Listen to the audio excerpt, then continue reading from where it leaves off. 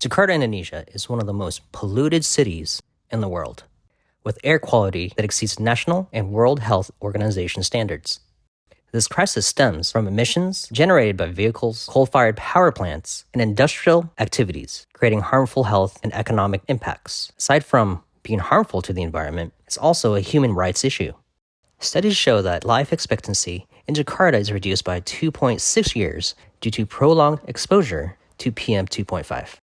Children are the most vulnerable, with 45% of school-aged kids suffering from respiratory illnesses linked to pollution.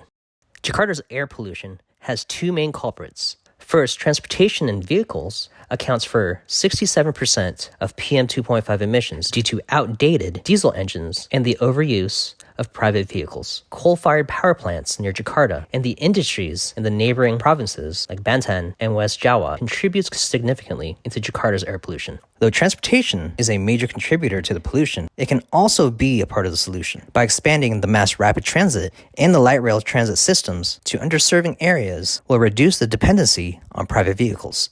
Green financing partnerships, like the ones offered by Just Energy Transition Partnership, can make this feasible. Coal-fired power plants, like the Suralaya complex, can also be replaced with cleaner alternatives. A gradual decommissioning of these plants and transitioning them into geothermal or solar power will align with the country's net zero emissions goal. The $20 billion JETP fund can be leveraged to phase out the coal and support renewable energy projects. Jakarta alone cannot solve its pollution crisis. Emissions from neighboring provinces like Banten and West Java contributes to the city's poor air quality. A cross-regional task force is essential to align emission standards and enforce stricter regulations. Subsidizing industries that adopt cleaner technologies can make this transition economically viable. Public engagement is critical to achieving cleaner air. A citywide awareness campaign can educate residents on health risks of air pollution and promote eco-friendly practices like using public transportation, adopting electric vehicles, and avoid waste burning. A collective action from the public will amplify policy efforts and make a tangible difference. Some argue that transitioning to cleaner energy and upgrading transportation is too costly.